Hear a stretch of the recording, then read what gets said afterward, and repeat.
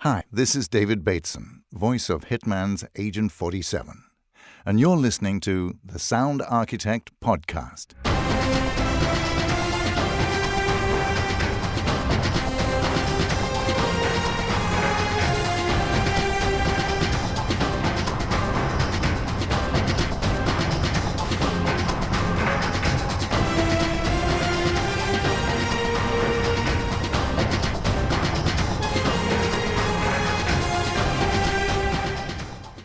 Hello, and welcome to the Sound Architect Podcast. I'm your host, Sam Hughes, and as you just heard, I'm joined by the wonderful David Bateson. Thanks for joining me today, David. How are you? My pleasure. I'm fine, thanks. Looking forward to summer holidays, I suppose. Oh, yeah, definitely. And it's great to have you back. I mean, I can't believe it's been 4 years since we saw you at the BAFTA Games Awards. Yeah. Is it really already that? 4 Time years? just goes. Yeah, and I would have been there this year, and would have been there cheering you on, only for bloody, COVID-19. Oh, yeah, it's been a crazy 2020, that's for sure. Yeah. In terms of 2020, though, it is a big year for you and Hitman fans, isn't it? 20 years as Agent 47. That's quite an achievement. That must feel quite surreal. Beyond surreal. I actually wasn't aware of it until someone pointed it out to me at the beginning of this year, or actually towards the end in December last year, and said, "Do you realize this coming year is your 20th anniversary?" And I went, "What? But I'm only 20 years old. What are you talking about?" Time goes so quickly, and I had no idea. 2 decades. That's insane. Yeah, and how does it feel after, thinking back to when you first auditioned for Hitman, Yeah. did you ever even consider that this would be the kind of franchise it would be today? 100% no. Although I will say I was convinced that the game was good, or right from the get-go. And when I first saw the first graphics, and I thought, shit, this is good. I really want to do this and be a part of this. But even Jan Flosser, the then sort of main guy of the 4 or 5 guys who started up IO Interactive, even he admitted a couple of years later, when I saw him in a suit and a tie in IO Interactive's building at that time, which is a brand new building on the foreshore in Copenhagen, and he had this slightly dazed look. We had a IO get together, and I went, "Jan, you okay?" He went, "Yeah, but I could see he was just kind of taking it all in." Yeah, just a bit overwhelmed. Yeah, well, he was, because then he admitted that that they were this new computer game was really one of the many ideas they had, and that they were hoping it would make enough money so that they could invest it in other games.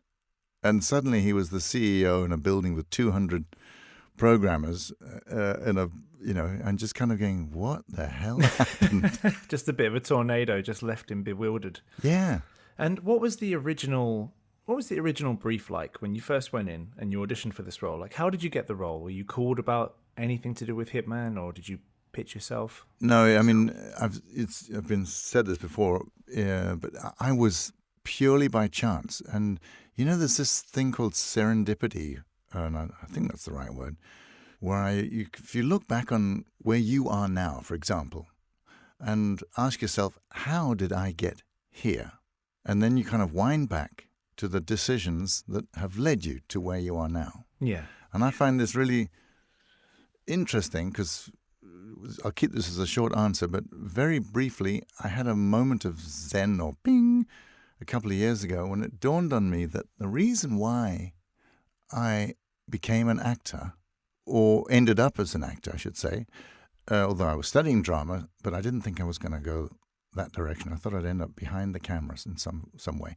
The reason why was because I was stopped from leaving an audition for the National Theatre Company in South Africa. I was stopped by a senior lecturer at my university. Now, I've always gone around, I've still got the telegram, I've always had this feeling that I became an actor on the day I received the acceptance telegram. We're talking that far ago, long ago, saying, "Welcome, congratulations, you've been accepted into the National Theatre."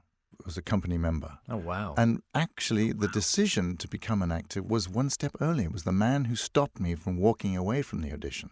and persuaded me, because long story, I won't go into that, but I was only there to be reading in as a part of a duologue for the star actress of the drama department. So I was unnamed. Oh, wow. And she couldn't turn up. She was throwing up with nerves, and I ended up going, well, that's it. I'm game over. I'm going surfing then. And I was walking out, and the senior lecturer, Peter Larlam, said, wait, where are you going? And I told him, and he said, no. You don't know this, David. You're 20 years old. But this is a moment, a very important moment in your life. No one, what are you talking about? Anyway, so the end, he persuaded me. I went in with some other audition pieces that I had time to refresh, and boom, got the job, got the telegram, decided to become an actor as opposed to something behind the camera, and that was the first step. And that in turn led to obviously various decisions along the way, and moving away from South Africa because I didn't want to grow old under apartheid. Boom, into England. 7 very fantastically shitty years in London as an actor, going, what the hell happened? And then getting an audition, leading me to Copenhagen, which was only supposed to be a 10-week gig, got extended, blah. That's a long extension. And fell in love with the place. And a year after, I managed to get a job so I could stay in the country. And that's when my journey continued to really take hold, especially in voiceovers, although I do film, TV, and theatre acting. And that led me to be in a studio in Copenhagen doing a corporate voiceover, and someone coming in from a studio next door and saying, Dave, listen, we're doing the computer graphics for a new computer game, and we need a voice for this guy. Would you mind coming and have a look? Would you give it a go? And of course, that led to me saying, yes, I'll have a look when I've finished. That's amazing. Did so. And I looked at this and thought, this is a no-brainer. This is film noir. It had a fantastic, dark, sort of Japanese cartoon film look about it. The guy even looked like me to begin with.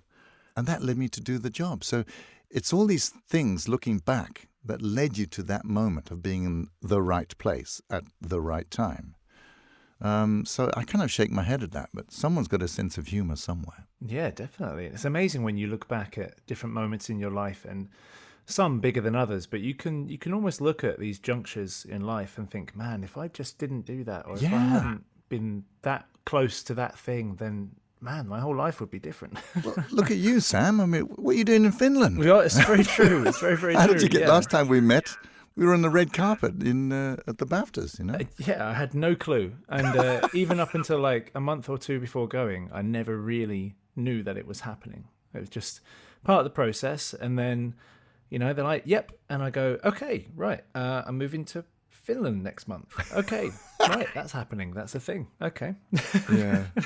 Life is what happens to you when you're busy making other plans. That oh, yes, definitely. Expression. But it makes you smile, especially when you've got some mileage and can look back on those key moments in your life and you go, how did I get here? Oh, yes, that's how I got here. That's how, because I made that decision.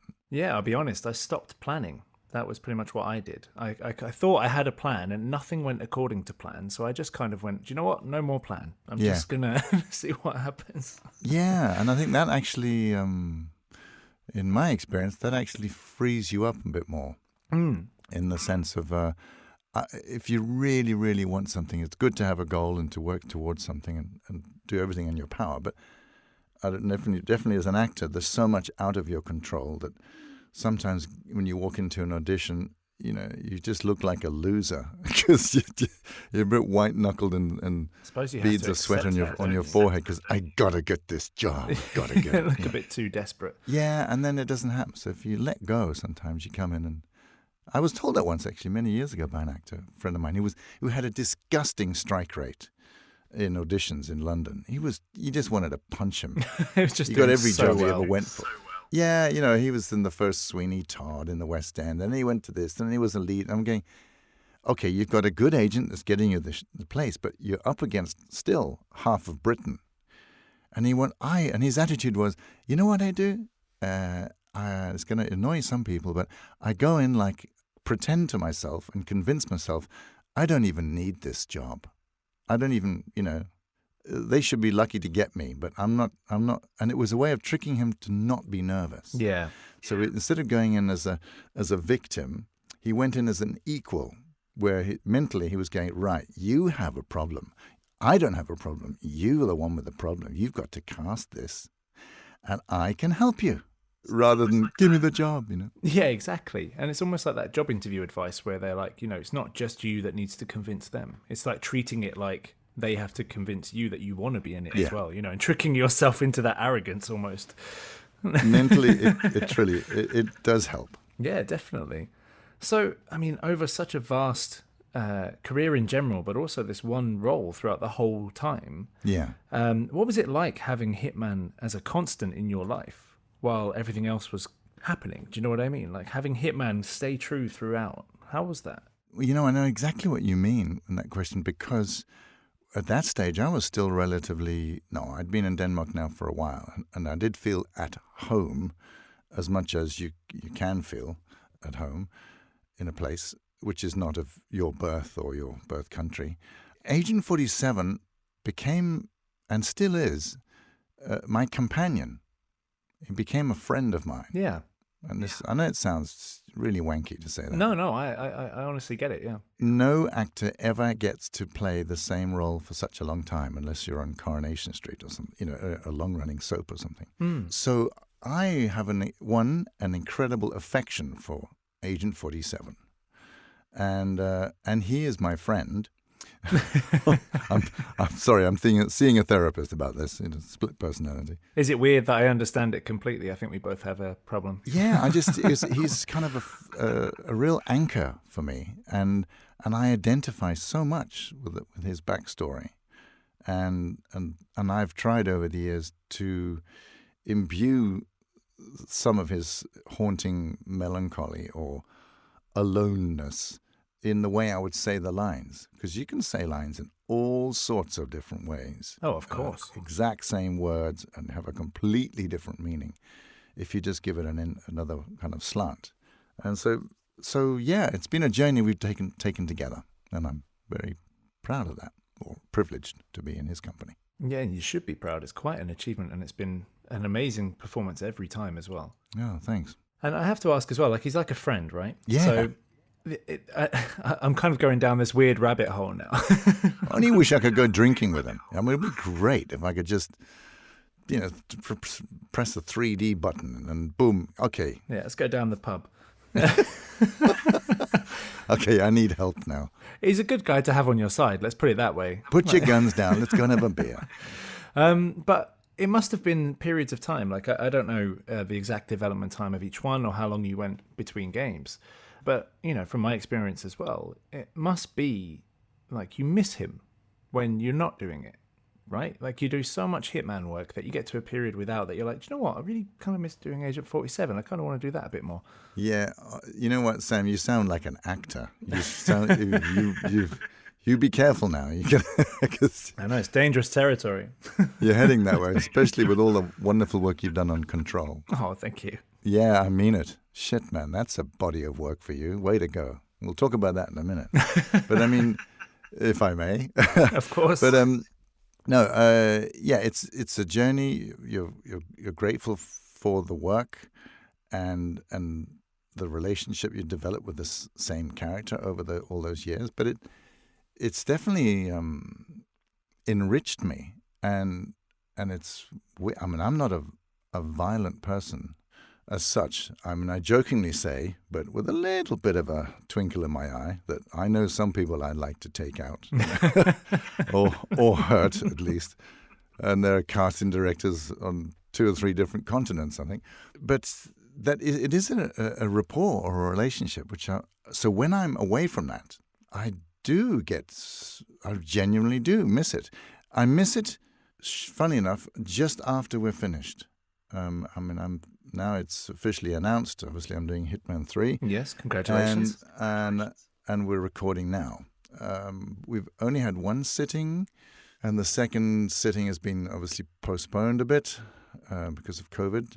But that kicks in again straight after the summer holidays. Now, yeah, I'm telling you now, I am looking forward. I'm going to run to the sound studio because I'm going to see and hang out with Agent 47. And I'm going to enjoy each time I go, because this recording process could last up to 6 months. Yeah. So I'm going to be hanging out with Agent 47 for the next 6 months. I'm going to miss it when it stops. Of course, yeah. I'm going to miss it so much. So yeah, I'm gonna go. Damn. Oh, okay. All right, Agent 47. See you around. See you. See you when I see you. Have a good holiday. So yeah, it is weird, but I will definitely miss it when we get to the end of the recording. Yeah, well, it ties quite nicely into my next question, actually, because it reminds me of how when you watch a long-running TV series, like especially something like a comedy or a short episode series that goes on for a long time, right? Yeah. And then it ends, and you sort of miss the characters. Like you were watching them for years, or like, over the period of months, every week or something. And then the series goes away, and you go, oh, I kind of miss those people. But also, I've noticed that, maybe just me, I'm a bit of a sponge, but when I watch a show, I pick up characteristics of one of the characters that I either relate to or like the most, or, want to be like the most. And I pick up those characteristics throughout the time of watching the seasons. So I'm just kind of curious whether doing Hitman for so long, like what has become a part of you? Like, what have you taken from Agent 47 after being that character constantly for 20 years? Yeah. Well, it's a two-part answer to this. One, I'll go to the second part. It's his... because I identify so strongly with his aloneness, the fact that he's, searching for his identity, or it's not his main goal, but it's there under the surface all the time as he's professionally going about his job. Yeah. And I relate so strongly to that. It's become a case of, have I imbued him with that feeling of aloneness, like being on the outside looking in?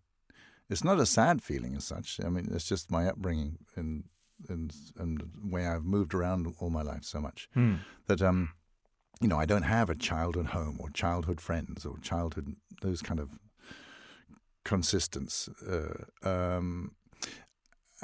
Is it me that's imbued him with that melancholy or cool aloofness, or is he affecting me? And it should, obviously on paper, his character starts off on a piece of paper with lines, so it does come from my personality to him. But over the years, because, as I say, during a recording 6 months period, I genuinely enjoy it as I'm hanging out with my mate. So that when it ends, and as I said earlier, and I go, oh, I miss him. Oh, bum. Then it makes me wonder, okay, who's missing who? Is he missing me, or am I? Which came first, the chicken or the egg? Is his personality? Have I given it to him? Yes, I must have. But it feels like he's given it to me, that I'm missing something. Yeah, it's like a weird circle. Yeah. The other part of the answer is, late last night, I do this often if I can't sleep. I just kind of, as we all do, pick up your mobile, and I watch Graham Norton best-ofs. Nice. The highlights of his different interviews. And I ended up watching last night, about 1:30 a.m, I'm watching him with some of the cast of Downton Abbey. Hugh Bonneville and what's her name? Oh dear, that's terrible. The elderly actress who's stunning. God, she's a living legend. I can't remember. I apologise. I've never watched Downton Abbey. So. Don't you? No, I've never seen it. I mean, I've only watched probably the first or two series out of the 8 series they've made. But the point is, Graham Norton says, oh, look, here's a photograph of you, the servants, on the red carpet at I think it was the BAFTAs, actually. And his comment was, oh, look, it's nice. They must have borrowed a dress. Or they do shine up rather nicely, don't they, the servants? He was seeing the actors as the domestics in this big household, not as actors, And then he asked, oh, God, this is shameful. I can't remember her name. I want to say Meryl Streep, but it's not, obviously. It'll come to me. He asked the elderly matriarch of this household, "Don't you miss it?" And she just didn't even answer. She just looked at him with this sort of steely, and obviously she was, when pushed to come with an answer, she said, "No, I don't." Oh, wow. And it felt a bit mean and churlish, in a way, because everyone's going, "Oh, you must miss it. You've played it for the last 8 years, 8 seasons, whatever." Yeah. And she said, "No, it's for her. She's like in her 80s now, and she can't, from the passage of time over the 8th series." Oh, is it she Maggie said, Smith? Maggie Smith, for goodness sake, Dame Maggie Smith. Of course, thank you. You're very welcome. She was saying that, no, it was getting ridiculous because she would have to be 125, over the span of the series. Yes. Because she started out being an old spinster and so where it didn't leave her much to go. And she was like, she's an elderly lady, going, give her a rest. But the point being is that identity feeling really can blur your what's real and what's not real. Yeah. And I don't want to interfere with that process. I actually like not quite knowing, is this real or is this... I don't want to be too practical about life, although we're often, obviously, on a daily basis, forced to be boringly practical in many ways. Oh, yeah. But I like the idea of disappearing into a character or disappearing into a scene or a film, obviously, or a piece of theatre. And we have that as human beings, that we can just let go. And we know we're in a false environment. We're sitting in the dark in a cinema or in a theatre. And we think, oh, yes, he's the King of France. No, he's bloody not. It's John Smith from Croydon, And I like that whole privilege we have as actors, if it's voice acting or any kind of acting, that you get to just let go and play in your own imagination. And I think that can be a hard thing to do later in life. It's easy when you're up to about 12 years old, Oh, you yeah. just pick up a stick and you run with it. It's a lightsaber. Of course it's a lightsaber. And then suddenly one day you're going, it's a stick. Oh, no, I've got to throw that away because I want to look cool. Reality creeps in and you're like, oh, okay, it's not a lightsaber anymore. Yeah, no, you become more self-aware and it cocks up the whole imaginative process. But acting holds that back a bit, doesn't it? And keeps the imagination. Yeah. Same as any creative art, really. Music, writing, anything. Totally. I mean, it doesn't have to be acting. As you say, if it's writing, someone sits down in a room alone, staring at the screen and goes, chapter 1. Yeah, and just creates a world and a story. I'm just blown away by that discipline, but also that, long-distance runner ability to use your imagination and let it go and run with it. Definitely. And I'm going to sound a bit preachy and pretentious maybe a bit now, but I'm a keen believer in the strength of imagination and keeping that spark of creativity, because I think people are too easily underwhelmed now. Yeah. They will look at something and they will instantly go, well, it's not as good as that one and I expect better and blah, blah, blah. This isn't amazing. We have amazing stuff now. Yeah. And I still try to retain that childlike look of looking at it and going, that is a shed ton of zeros and ones, and it makes things appear on the screen and makes all these noises happen. And I still look at technology and kind of go, it doesn't make any sense how we've done this, but we've done it. Like, well, it's a very interesting way of you're describing that. It's literally the zeros and ones of computer programming that makes all this magic and 3D, and surround sound and effects and lighting, turn into a whole world of otherness, which is totally believable. And you're right. It can be hard to impress a modern gamer because the bar is so high. It's permanently high. So even if there comes a new engine and, if it's a PlayStation 5 game, okay, brace yourself, everyone. We've got Hitman 3. And of course, it's going to be mind-bogglingly fantastic. Yeah. But people, the gamers and people in general, expect it. So that they're almost less appreciative of the leap in technology. It makes you kind of go, oh, bloody hell, what have you got to do? Shit. Well, it's the kind of acceleration of evolution, I guess, in terms of our technology, because it's the same with movies, right? Remember when you first saw these big explosions in films, and you're going, oh wow, how do they do that's Yeah. And then now you watch the newest Star Wars, which is an immense amount of work, and everyone's just kind of like, yeah, it was all right. Yeah, I know. I saw it in some interview. I can't remember what it was. They showed some scenes from Star Wars. It was based on. It was a Graham Norton thing, and they had what's the girl in the latest one? Ridley. Daisy Ridley. Daisy, and they showed some green screen work. Some motion cap work, and they also had another. I watched something else. The same evening with an interview with James Cameron and, among others, Ridley Scott and Steven Spielberg, where they showed some of their work in progress, from Avatar and to the Star Wars films. They had George Lucas was in there and talking about the technology and so on. And when you cut away, you see first the finished thing. And you get, oh yes, the planet's about to explode, and get out of there. And then you cut away to the motion cap scene, and you're going, fuck, that looks really shit. Because there's 5 actors in spandex covered in dots, acting their socks off in a very boring room, And all that work, all those dots and zeros and ones, are going to make that into magic afterwards. Yeah. So right there, you've got the people on the set of these motion cap studios, all having to use every ounce of their imagination in order to help that. The zeros and ones process afterwards. Yeah, and it takes an immense amount of people, and the consumers. And then, as you say, the fans go, "Yeah, that wasn't bad." Yeah, what? But even I've done it. I get it.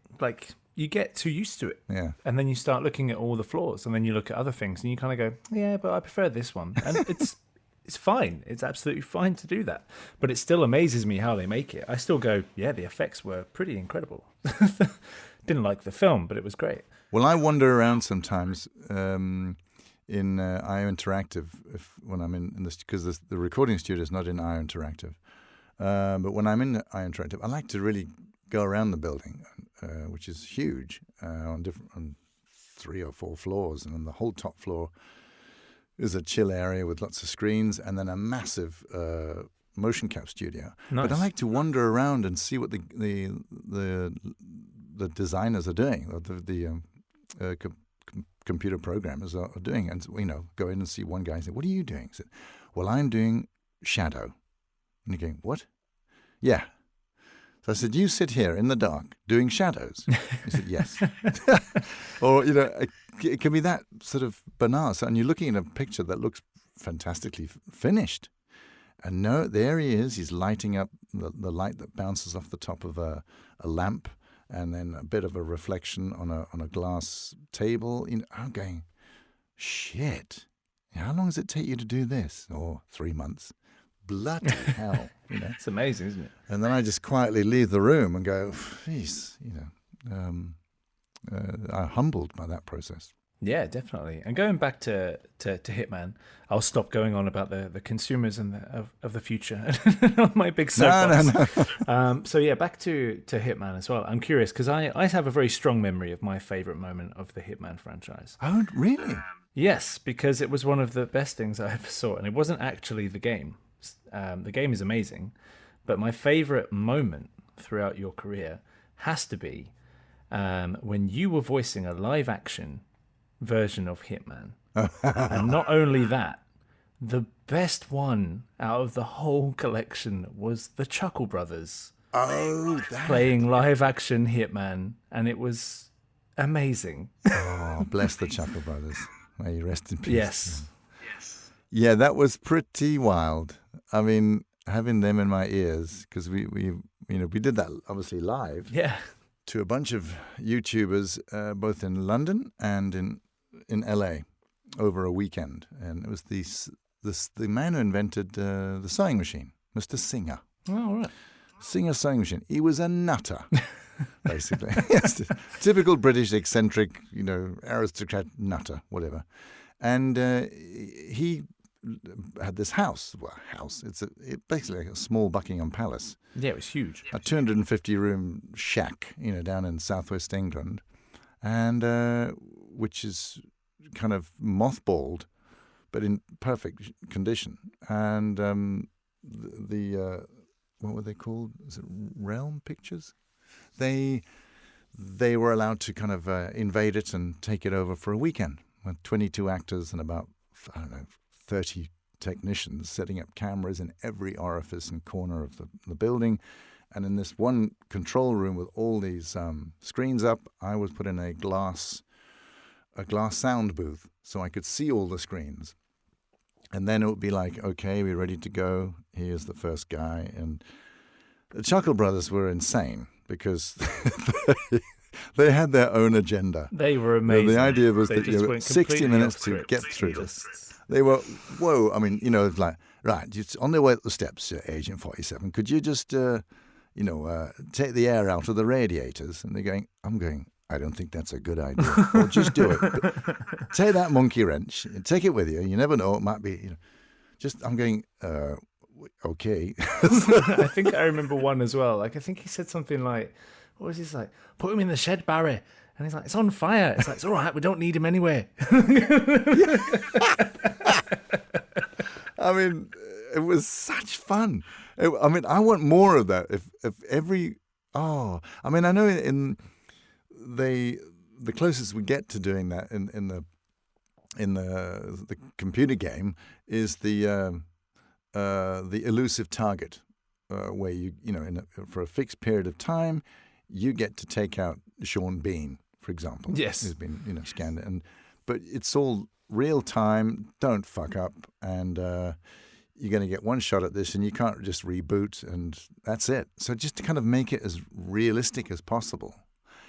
And this was that times 100 because it was real. Yeah. You could just ignore the whole mission and go and have an ice cream, or just go outside and shoot the driver and fuck off in the Ferrari. Wow. But speaking of which, I thought that was always fun. That no matter how these experienced YouTubers reacted to this, real life Hitman experience, when they ran out of the building at the end. To escape, whether they succeeded or not, they were faced with a truck, a white van, or a red Ferrari, And I remember, without fail, everyone went, "Bloody hell!" Can we take the Ferrari? Just in disbelief. Let's do it. Yeah, no, it was just incredible where they completely lost the plot in the sense that they were consumed by the game. Yeah. And going, we're going to steal a Ferrari. Go for it. It's amazing, isn't it? And they just see it and they're like, so, we can't, can we? Can we? No, we can. We're doing it. We're doing it. So I just like that, again, back to losing yourself in a game element and just going, and because it was all real and real people and live time, it kind of upped the ante to the ultimate sort of, game experience. Yeah. And that's my favourite moment of Hitman over the last 20 years, I have to say. Chuckle Brothers. Has to be the highest point. But what about you? What's your highlight? Or like one of the biggest highlights of Hitman over the last 20 years? Well, I have that is kind of up there, but that was still a kind of a side attraction to the main event of Hitman, of course, the computer game. For me, it's I've got really good memories. Maybe it's because the growth of the development of the scripts from a monosyllabic one-liner kind of guy who that's all you needed to get from one level to the next as a few, deadpan deliveries to the level of complexity the scripts have now, which are like reading a finished film script. They're just steeped in backstory and descriptions and cutaways, and you're going, it's mind-blowing to read. I enjoy more and more the recording process. And that started already for me where it really got challenging and interesting as an actor from Blood Money. All right, yeah. And then it went up a huge notch, which was a 6-year break before we got to Absolution. And that script was just bloody hell. We should just film this and make a bloody feature film out of it. This is insane. And it was a nice piece of acting work for me with the kind of what I thought was the betrayal of me with Diana, and I had to go and kill my boss, and the whole sense of betrayal, and then having to look after, it was just to look after this girl, and had that sort of, what was that, Hitman? Leon feel to it. It just had a kind of a great filmic journey. And then, to now, the Hitman 1, 2, and 3s, it's just, it's off the scale. So for me, the highlight is the recording, which kind of is a no-brainer in a way, but it's what is the appeal is the intensity and depth of the scripts. That's part of me getting back to what I was saying earlier, how much I'm going to enjoy hanging out with Agent 47, because we're going to say some really good stuff together. Yes, definitely. And there's some really, really good scenes coming up, which are just, off the scale. So I'm looking forward to it, and that is the thrill for me. So I don't have a specific one-off memory. I mean, I love meeting the fans. So whenever I get a chance to go to a convention, that is a big, big thrill for me, because I get to physically then meet and press the flesh, but also feel the enthusiasm and the dedication on a one-on-one basis when you physically meet the fans. So that's a kind of byproduct thrill. But the main one is the recording in the later games. Yeah, I can imagine. And it's going to be very exciting doing Hitman 3. Oh, well, yeah. Say no more. Say no more. Okay, then. Well, what about the biggest challenge you faced on Hitman over the 20 years? When was there the most challenging moment for you?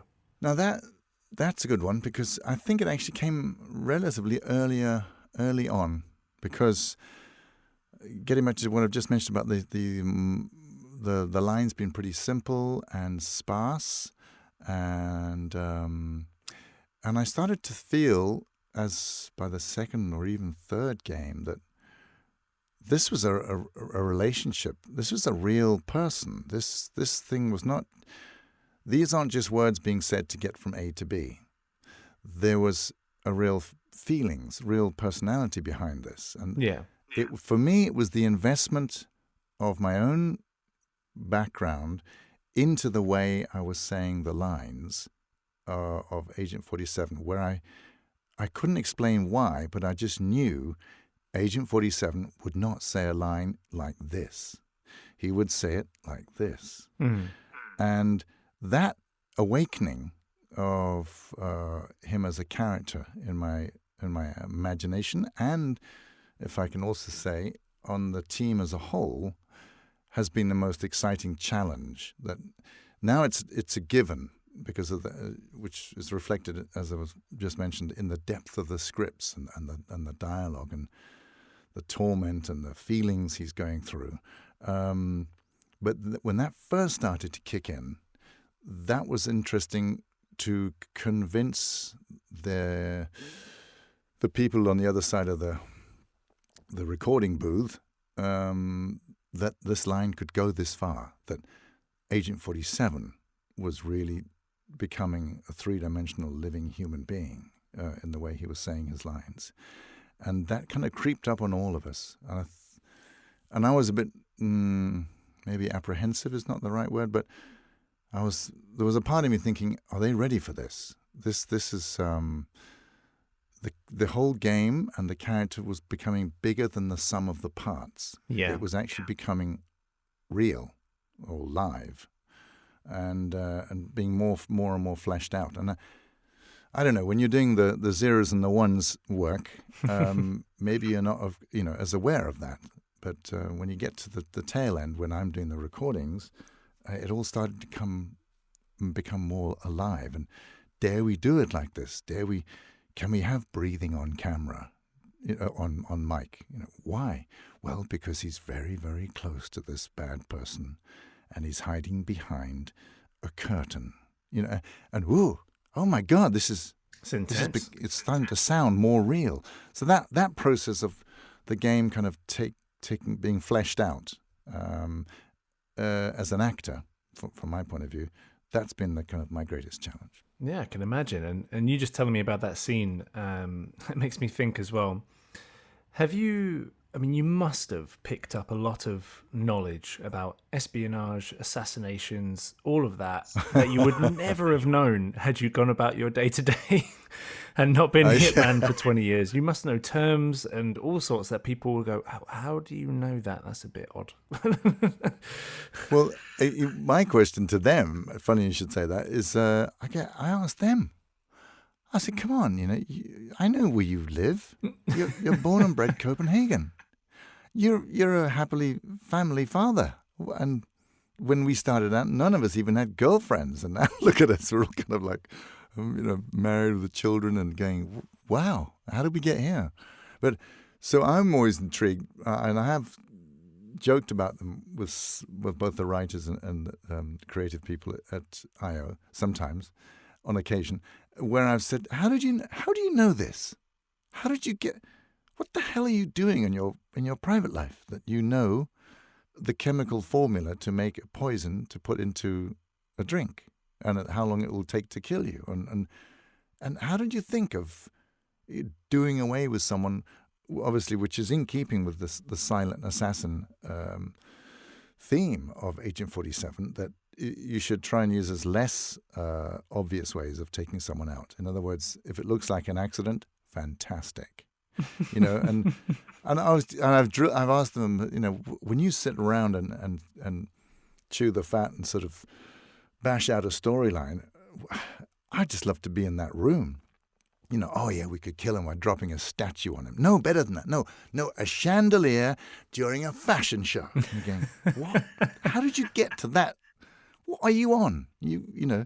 So those kind of moments of, and I'm sure it does take a combination of people, taking an idea and then someone else topping that idea and then developing that idea and then going off on a sidetrack and thinking, all right, we got some elusive hits we got some other hits we can do, another contracts we can take out laterally from the main contract.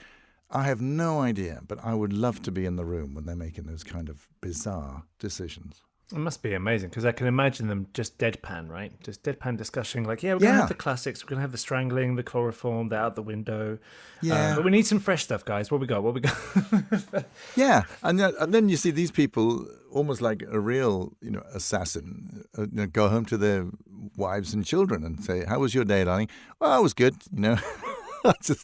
I found 100 ways to kill a person. Yeah, or even that was a great day. Even better, you can imagine like 2 a.m. pillow talk, like, honey, yes, if you had to murder me, how would you do it? If you drop a piano on someone's head from the 10th floor, it'll take a lot of cleaning up. Or all those facts. It would take exactly 3.5 seconds from 5 stories.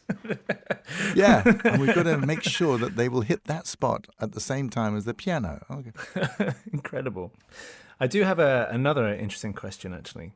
All of my curiosity is being answered today, by the way. It's just I'm taking full advantage of all these questions that arise, and I go, right, I can finally ask him all these things. Yeah. If you could go back in time and tell past pre-Hitman David Bateson one thing, what would it be? So I've never done Hitman. Never done Hitman. Hitman hasn't even entered your world yet. But if you go back to that point in time and speak to your former self, and you could tell it one thing, like one piece of advice or one piece of information, what would it be? Ooh, could be a long silence. That's fine. That's what editing's for. Put a commercial break in here. Yeah, that's a good one. I heard this in an interview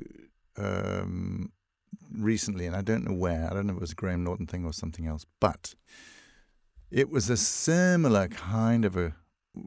The idea was, are there anything you regret? No, actually, it was in a film. It was a film I saw. Anyway, it'll come to me. And I remember nodding as I heard the answer. And I could almost, in a way, almost hear the writer thinking, "Oh, this is clever." As they're writing it down. That's how you see it, as you do. If you're in this game, you kind of have sometimes the ability to step out and go, "Oh, I would have thought of that. Yeah. Wish I thought of that." Their issue was, what is it you regret? And so, I have no regrets because I wouldn't be where I am now if I did something differently. And I go, that sounds very zen-y, and kimosabi, But there is an element of that in the answer, in the sense that if Agent 47 hadn't happened, I would like to think that it would never have happened. In other words, that someone else hadn't got the job, that Hitman was never made, because I might find that a bit of a problem. Because I would play the game and I'll be going, shit, this is good. Oh, bugger, So for the sake of my own peace of mind, let's assume that Hitman never happened. A piece of advice to myself would be, I would like to say that I would have been more proactive in looking for that kind of deep character work, because I have what can almost be an irritating ability to just live in the moment, in the sense what you actually mentioned right at the beginning of this, that you're not good at planning the future. I don't live in the future. I live absolutely right now. I have daydreams about what ifs, but the point is, I rest very comfortably in the here and now, which can be infuriating for other people close to me, if it's with my wife or friends, thinking, David, but shouldn't you be worried, or shouldn't you be doing more? And I'm going, I'm fine right where I am today. So yes, my advice to myself, if that had not happened, was I would have liked to have convinced myself to be a little more proactive in terms of seeking out such opportunities as Agent 47 in the computer gaming world. Because if it hadn't happened, I probably wouldn't have done anything. I would have just gone, it's Tuesday, it's fine, and woken up on my deathbed going, oh, was that it? Oh. So anticlimactic finish. Yeah, well,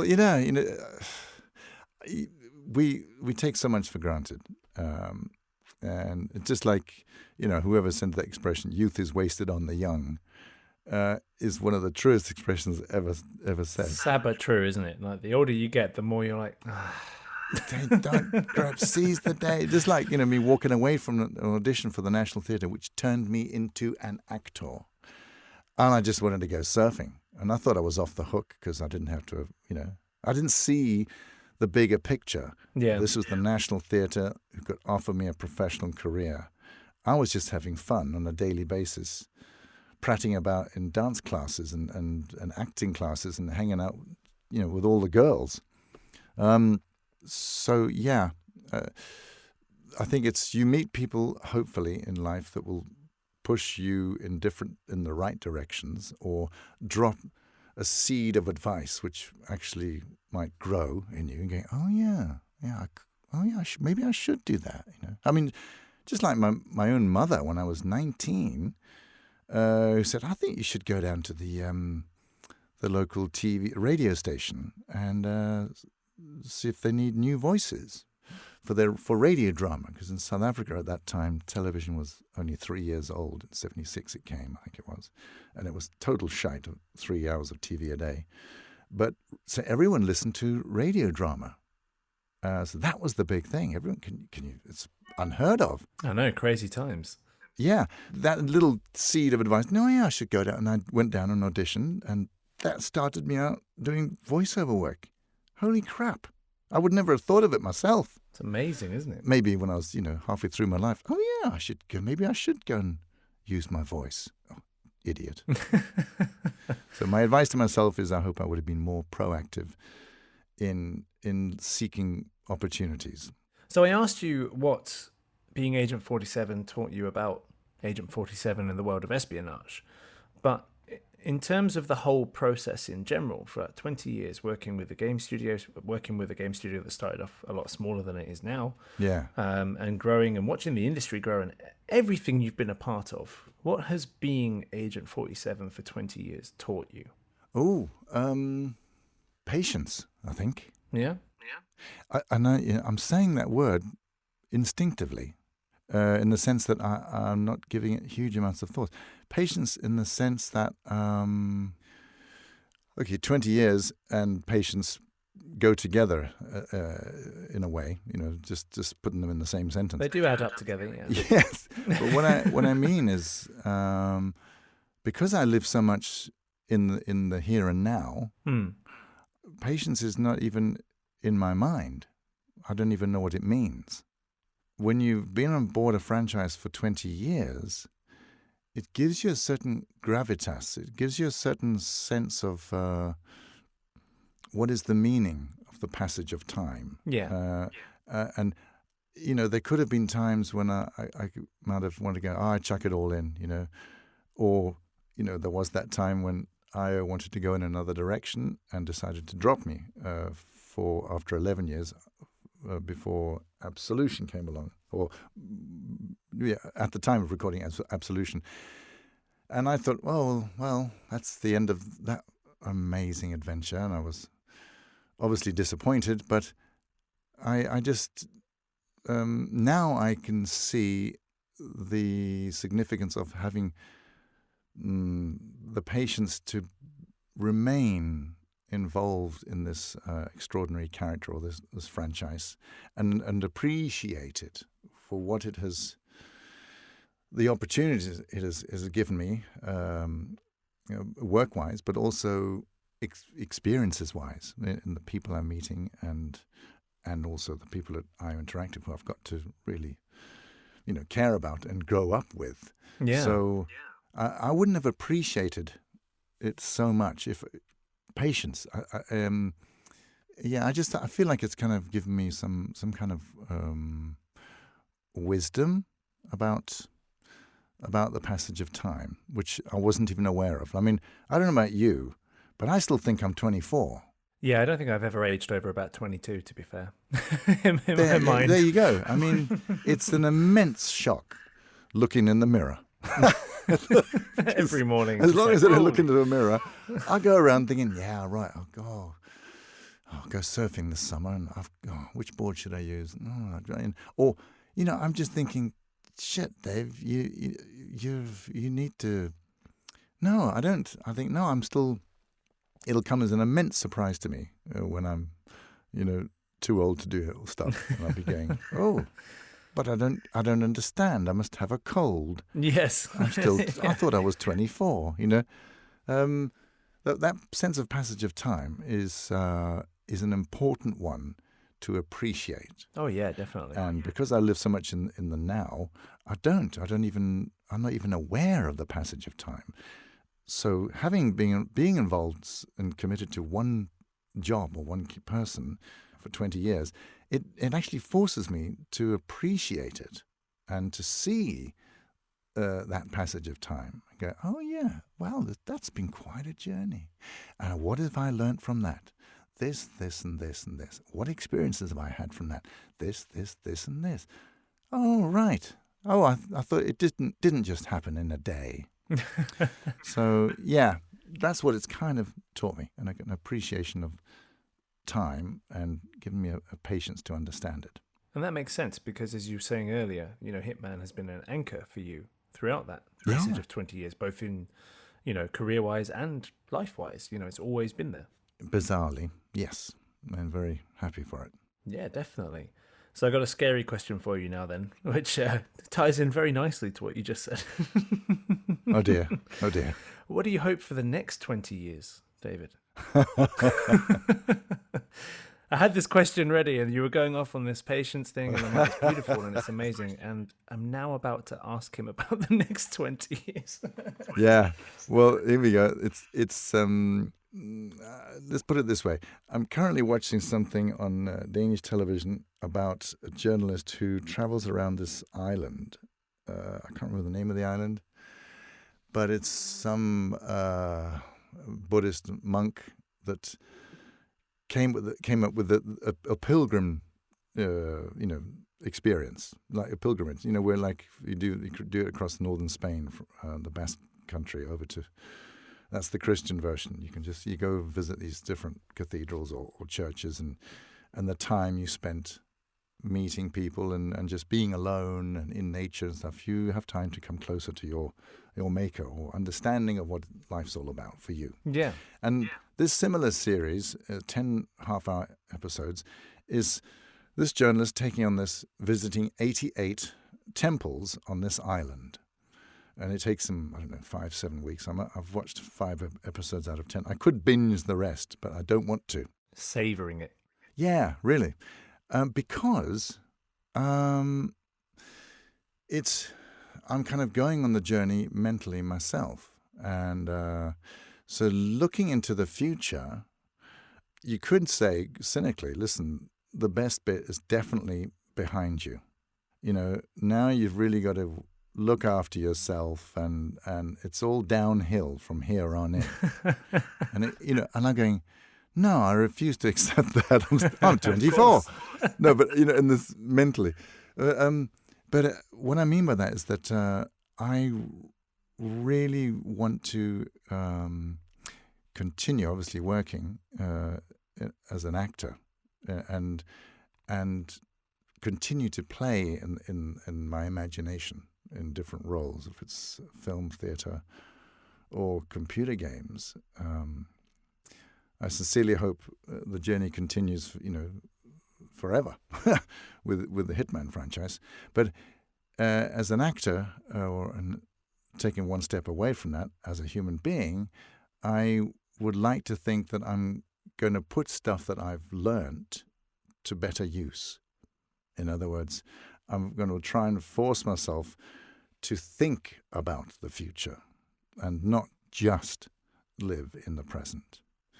And that's kind of almost like quite a grown-up thing to do, I suppose. I don't know where it'll lead, but I'm obviously do my best to stay as healthy and as possible. And anytime I develop anything that looks like a cold, which is I'm rarely ill, very rarely ill. Good. But with, for example, COVID around this year, that's haunted me a few times, going, shit, I shouldn't have done that because, damn, that wasn't actually very clever. I could have picked up, bugger, because that would mess up a lot.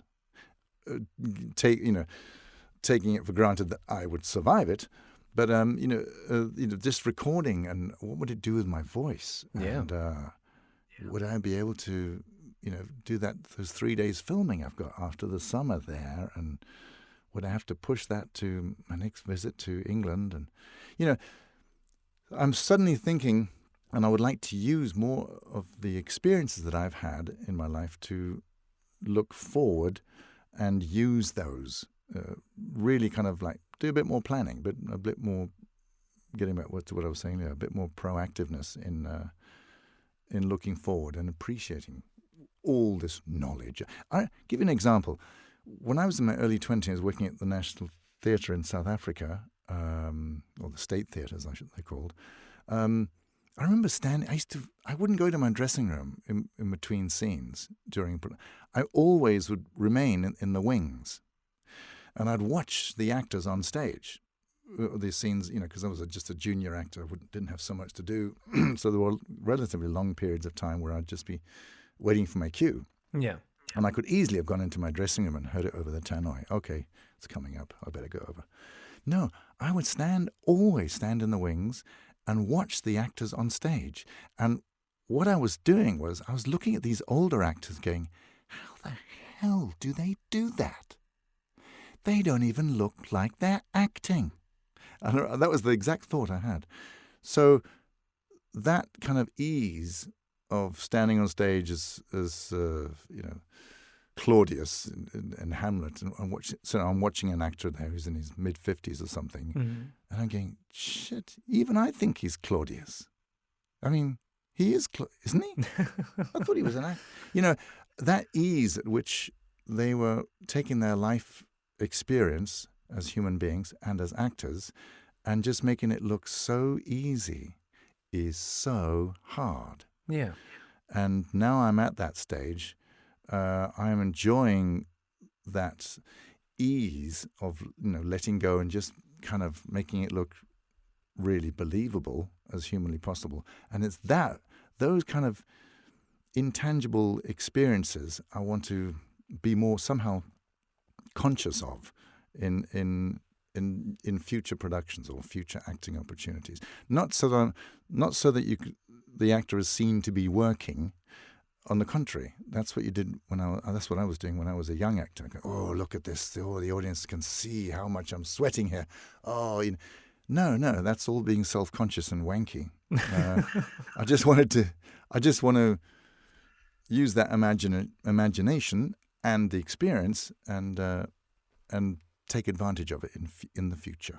Wow, I think it's a fantastic answer, actually. What about you in Control? So I know we've got reverse interview time. How did that come about? I'm just curious because let's just wind back a little bit.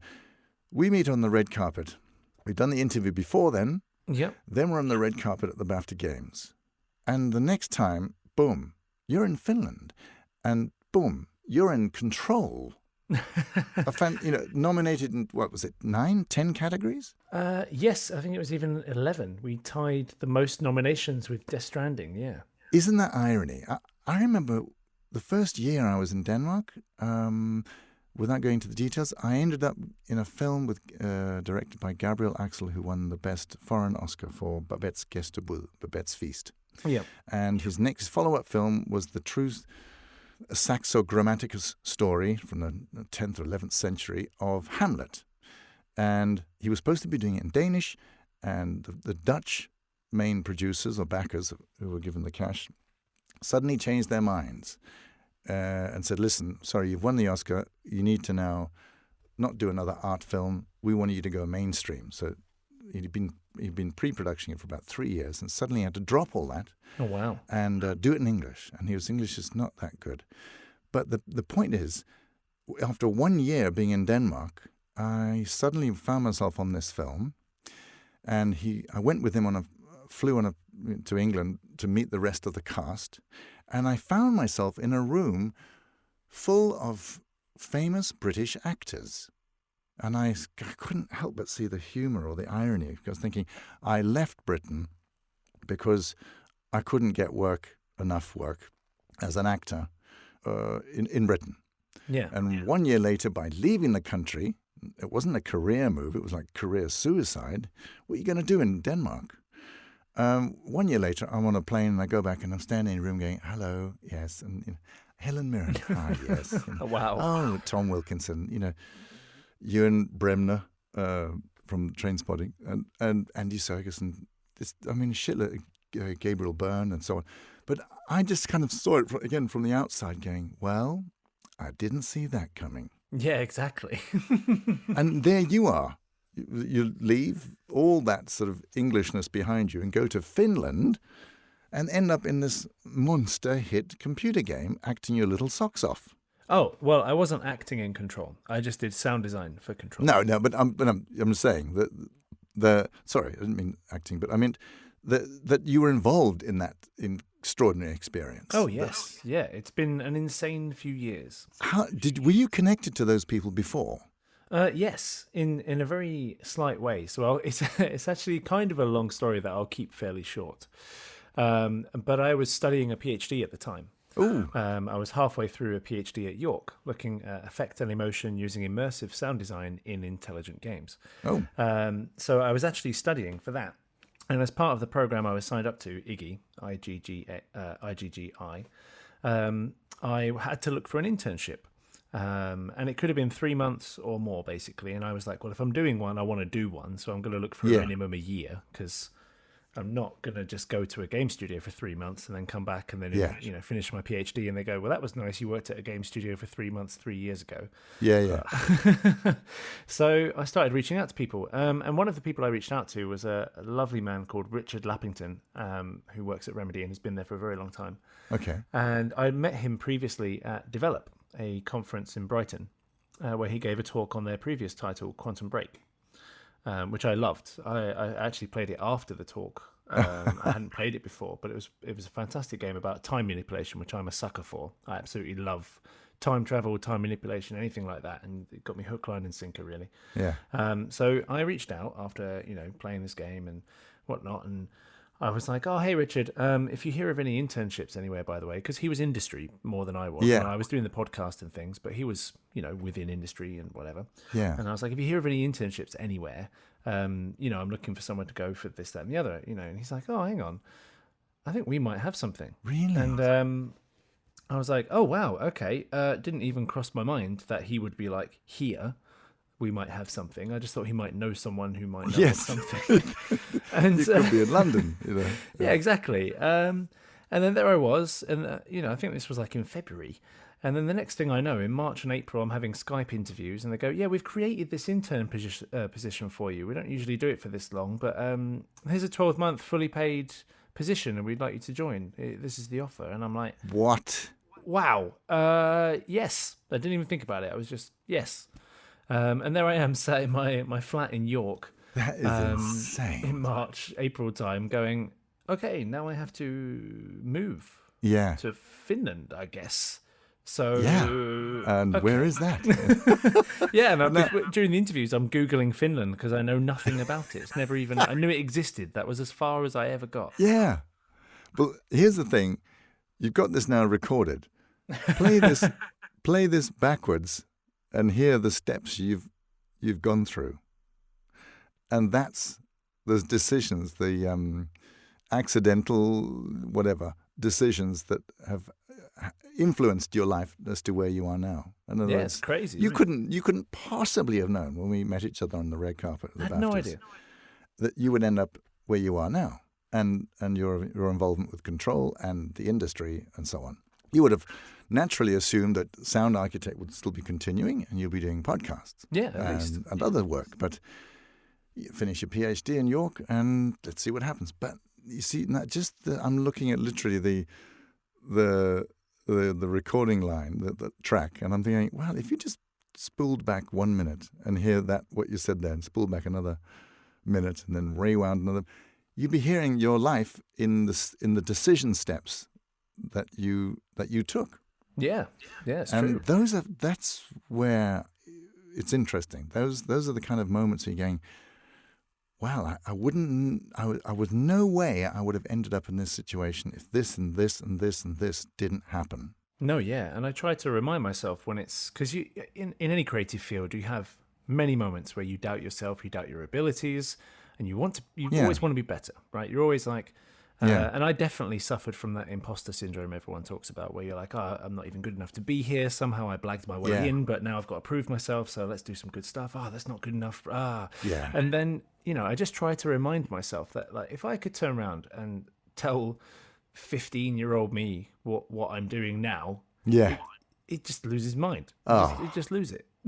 Yeah, exactly. You couldn't, in your wildest fantasy, have predicted it. And it's that kind of life journey that I would hope to, try and be aware of, and be aware of those kind of decision-making moments in the future. Yeah. Instead of me just living totally in the present, and just going, "Yo, it's good today. The sun is shining." Don't get me wrong. I still have days like that, but yeah, I know. But also that feeling of being, I understand that totally, of being discovered, or this is the day they find out that I can't do sound design. Oh, yeah, literally that. Yeah. And thinking, by the way, you're an imposter. What are you doing here? How did you get in here? I'll throw myself out. Already ready with the coat every time they come in. Yeah. I'm already keep it by the door. So they're coming for me. So before I let you go, because I could chat to you forever, I have to admit, There's so much we could discuss. Yeah, well, come to Copenhagen again. Definitely. I'm definitely, as soon as travel is a little easier, so shall we say, it's definitely on the cards. So, Hitman 3. Yeah. Okay, the announcement was made. Hitman 3 is coming.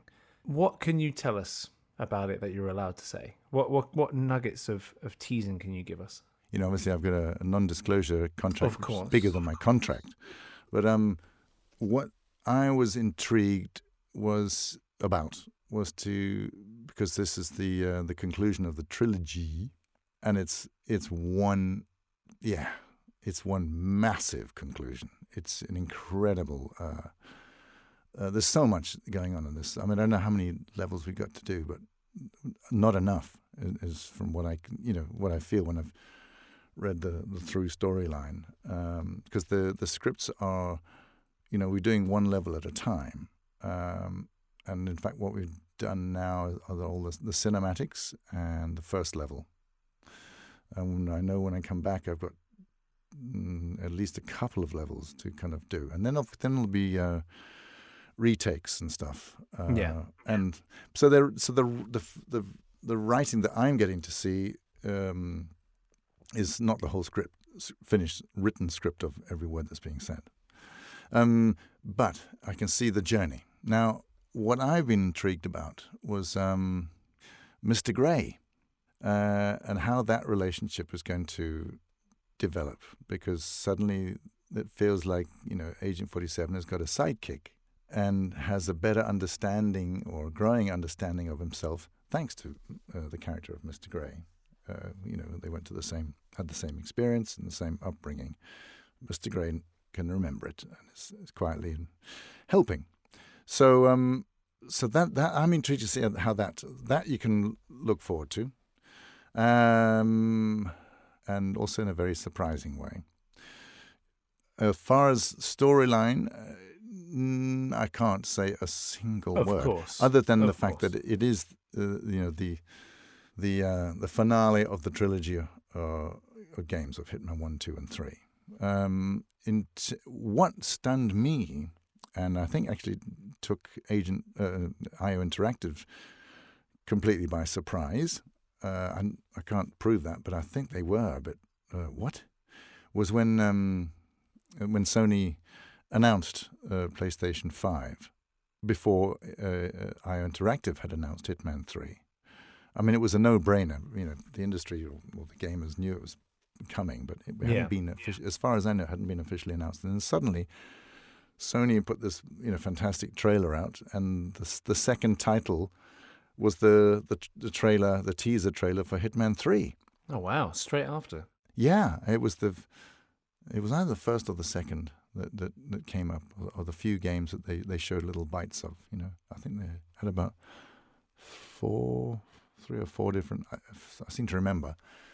And it was a fantastic thing for Interactive and Hitman 3 to get that incredible free boost or advertising publicity, but it just looked, okay, this is good, but it was the surprise of it that certainly overwhelmed me, because I didn't even know. I was still having to deny everything or plead the Fifth Amendment every time I was asked on all my social media channels. And then suddenly my phone melted, and I went, what's happened here? And I was almost scared to pick it up. And then... it's always alarming, isn't it?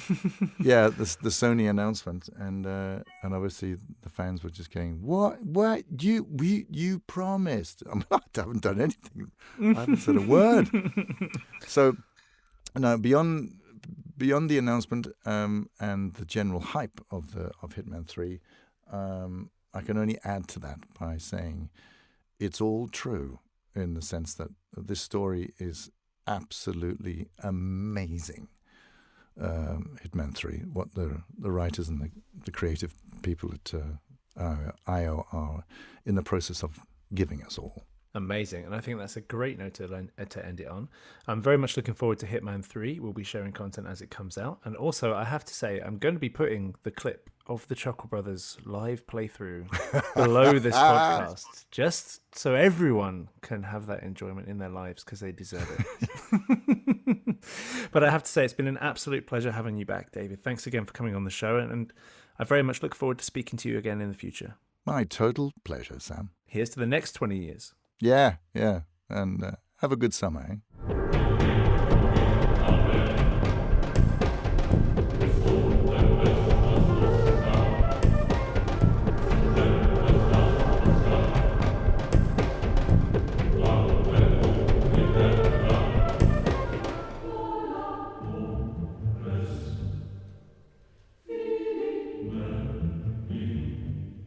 Hey everyone, this is Sam. Thanks very much for listening to the Sound Architect podcast today. I hope you enjoyed this episode.